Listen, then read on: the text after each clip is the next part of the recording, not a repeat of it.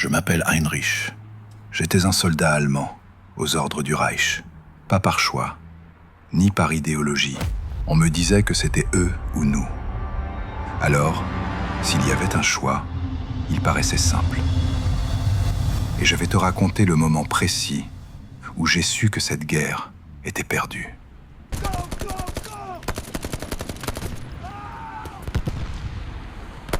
Pas à cause des chars, pas à cause des bombes, ni même des ordres absurdes qu'on suivait les yeux fermés, mais parce que les Américains utilisaient nos propres armes mieux que nous. Et quand j'ai entendu le rugissement de notre MG42 entre leurs mains, j'ai su que tout était terminé. J'avais 21 ans. Soldat dans une unité anti-aérienne. On m'avait dit qu'on était la dernière ligne de défense du Reich, que nos armes étaient les meilleures du monde, que notre discipline était inégalée. Puis un jour, j'ai ouvert une porte. Et tout ce qu'on m'avait appris s'est effondré en quelques secondes. C'était un matin gelé. Le genre de matin où même le temps a l'air en prison. Un garde américain passe devant moi. Il pointe un vieux hangar. Il me dit « Don't go there ». Alors évidemment, j'y suis allé. À l'intérieur, des étagères, des tables. Et là, mon cœur s'arrête. Toutes nos armes, alignées, brillantes, soignées, comme des trésors de musée. Un canon Flak 38 comme neuf. Une MG42 graissée à la perfection.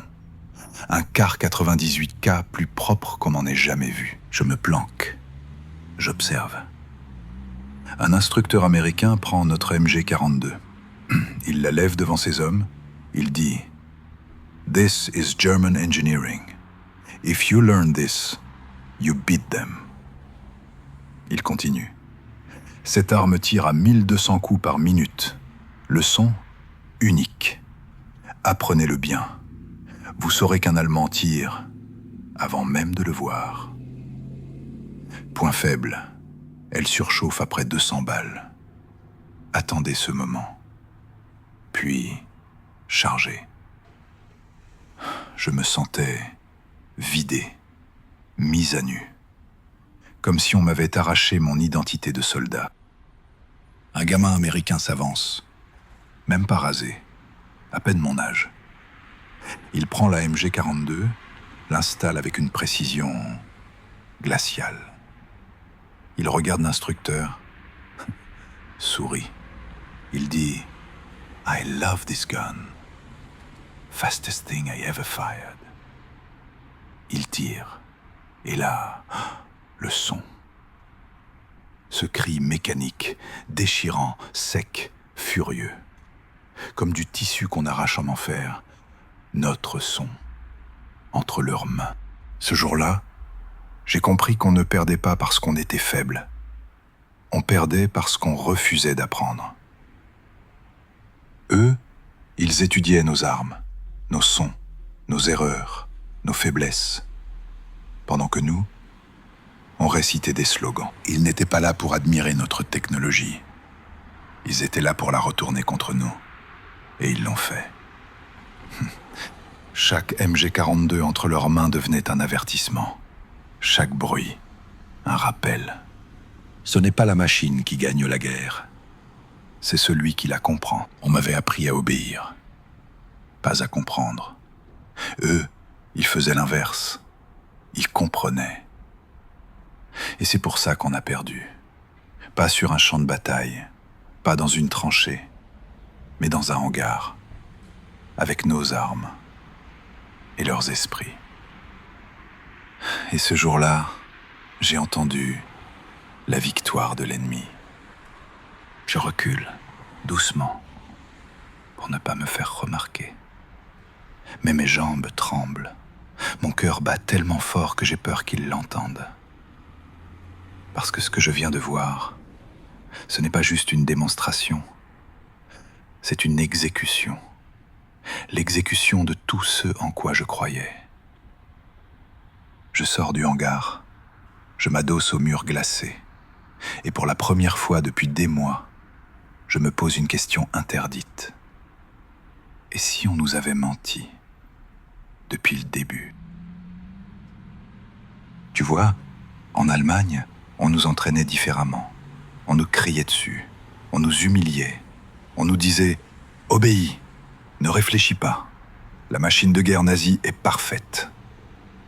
Mais personne ne nous expliquait pourquoi notre fusil fonctionnait comme ça. Personne ne nous montrait comment démonter une MG42 correctement. On nous disait juste « tire et meurs si nécessaire ». Les Américains, eux, ils faisaient l'inverse. Ils ne criaient pas. Ils enseignaient. Ils ne punissaient pas l'erreur. Ils l'analysaient. Et c'est là que j'ai compris quelque chose de terrifiant. On ne perdait pas la guerre sur le champ de bataille. On la perdait dans les salles de classe. Les jours suivants, je ne pouvais plus regarder mes camarades de la même façon. Certains continuaient à croire, à répéter les slogans « Le Führer nous sauvera »,« La victoire finale est proche ». Moi, je ne disais rien, parce que j'avais vu. J'avais vu nos armes entre leurs mains. J'avais entendu notre MG42 chanter pour eux. Et je savais qu'on était déjà morts. Pas physiquement, mais militairement, idéologiquement, intellectuellement. On était des fantômes qui marchaient encore. Un jour, l'officier américain qui m'avait surpris dans le hangar, il vient me voir. Il s'assoit à côté de moi. Il me tend une cigarette. Il me dit « You saw it, didn't you? The MG42 » Je hoche la tête. Je ne pouvais pas mentir. Il continue « Your engineers are brilliant, but they gave you tools without teaching you how to truly use them. » Puis il ajoute « That's the difference between us, Eric.